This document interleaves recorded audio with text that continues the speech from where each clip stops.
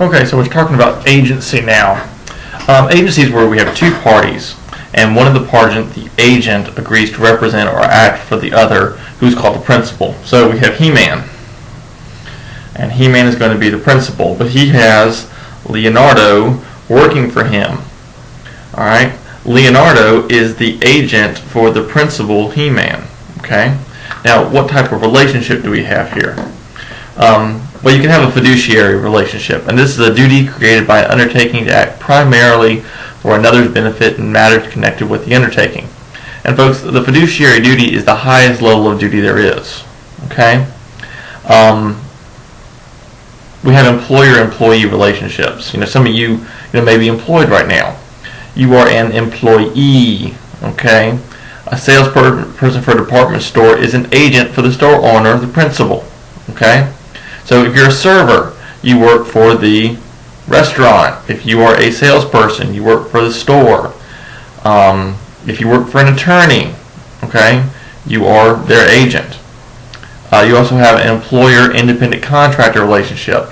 Now, an independent contractor is a person who contracts with another to do something for him, but who is not controlled by the other, nor subject to the other's right to control with respect to his physical conduct and the performance of the undertaking. Regardless, he may or may not be an agent. It depends on all the surrounding circumstances. So you hire someone to build your house, all right? He might hire independent contractors to come in and do work, all right? So you hire a contractor, and he hires a subcontractor, all right? Are either one of those guys your agents? No. They are independent contractors. Now, determining employee status. Look at some of the criteria used by the court. How much control does the employer exercise over the details of the work? If the employer has considerable control over details of the work, this indicates an employee status. So if Leonardo is working for He-Man and He-Man tells Leonardo exactly what to do, then that's more like an employee-employee relationship. Whereas if He-Man says, just go handle this matter, he doesn't tell him how to do it, that's more like a independent contractor. Now, if the worker engaged in an occupation or business distinct from that of the employer, if so, this indicates an independent contractor. Again, you hire a contractor to build your house. Are they your employee? No, they're an independent contractor. Is the work usually done under the employer's supervision or by a specialist without supervision? If work is done under the employer's direction, this indicates employee status. Right?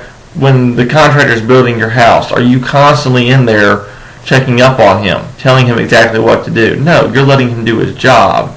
You're more concerned with the final product. Whereas whenever you're working for a department store, they're going to tell you exactly how to fold the clothes, exactly what to say to the customers, etc. Does the employer supply the tools at the workplace?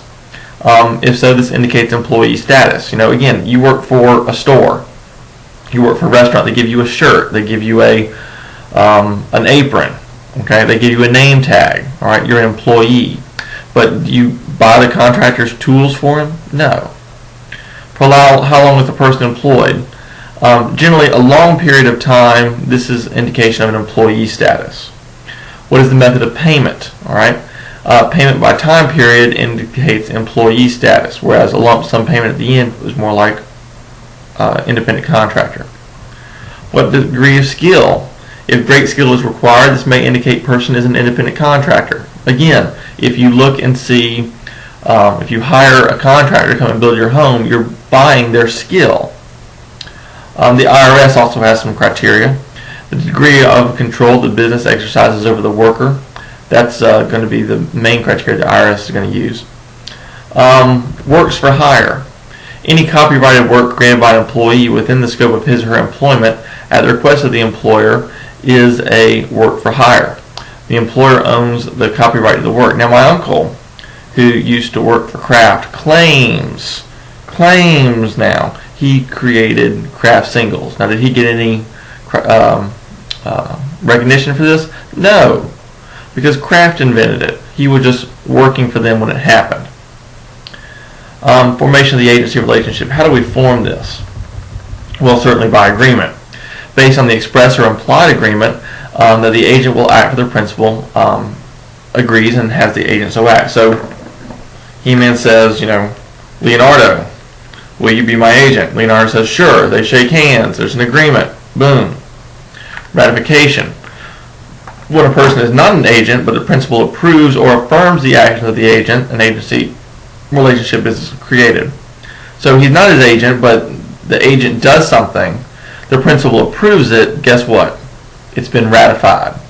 Agency by estoppel is the other side. When a principal causes a third person to believe that another person is the principal's agent, and the third party acts to her detriment in reasonable belief, the principal is stopped to deny the agency relationship. So if He-Man says to the whole world, hey, Leonardo's going to handle that for me, they have no relationship, and all of a sudden I rely on Leonardo doing something, he doesn't do it, who's liable? Leonardo? No, the principal. Okay? Operation of law, family relationships. Absence of a formal agreement, they're agents of each other's. Emergency situations. Agent's failure to act outside the scope of his or her authority would cause the principal substantial loss. Okay?